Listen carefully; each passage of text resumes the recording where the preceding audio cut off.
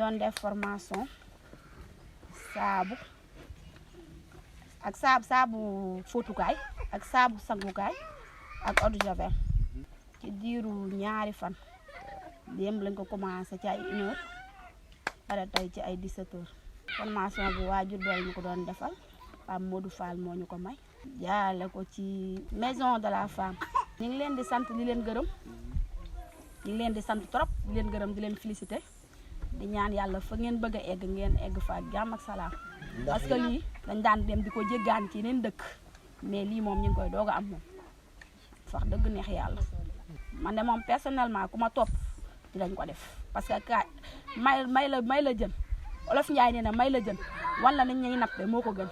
parce que ku la may jën tey boo ëllëgee doo am jën buñ la wanee nag li ñuy nappe boo ëllëgee nga mën a napp. ñu ngi sant Modou Fall bu baax di sant Ndaw Ndiaye directeur kër jigéen ñi di sant Modou Faye mii nga xam ne dafa sonn ci dëkk bi dafa bokk ci dëkk bi bëgg dëkk bi xam nga dëkk mën nga cee bokk ba pare doo bëgg dëkk bi mais dëkk bi ni mu wéetee mu def effort ba mbir mi egsi fii te ni ngeen ko waxee démb am na yeneen dëkk yu ñu xam ne yooyu njëkkoon a bëgg a def mais mënuñu ko moom moo ci jàpp ba ngeen egsi fii bañ egsi fii tey kon dañ koy sant di ko gërëm. di sant ñi ma àndal muy waa MEF ñu koy wax kër jigéen ñi directeur bi di Ndiaw Ndiaye di sant Modou Fall mii suñ kilifa ñun ñëpp di ko ñaanal yàlla gën koo takkal ay ndombay tànk yu kawe ndax lii muy def nii yemalewu ko fii maanaam fépp la koy def Sénégal te da koy def ngir jàppale doomu aadama yi rek kon nag dañ koy ñaanal suñ borom gën koo yokk lépp luñ ci mébét ñun tamit ñu ànd koog moom ndax taxawaay bi rafet na ñi mu jox liggéey bi tamit yàquñu si dara vraiment li ci war yëpp dañ koy def muy Njaw ak équipe bi mu àndal yëpp kontaan nañ nag pour ñëw suñ dëkk indi fi lii ndax ñun amuñu lu dul suñuy mbokk te Njaay rek lañu am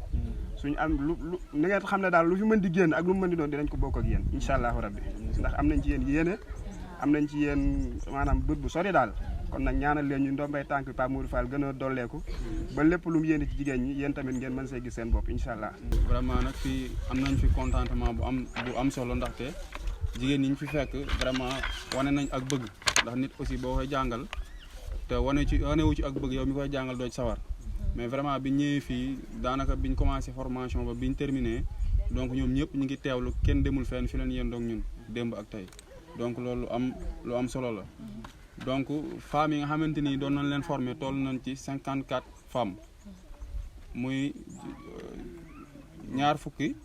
juróom fukki femmes ak ñeent donc moom leen former fii tey ci Njaay ci processus de saponification ak javelisation donc mu nekk formation boo xam tamit bu am solo la parce que damay wax souvent que ni donc nit du xëy suba ba ngoon te du utiliser saabu du utiliser eau de javel donc dafa nekk formation xam ne bu am solo la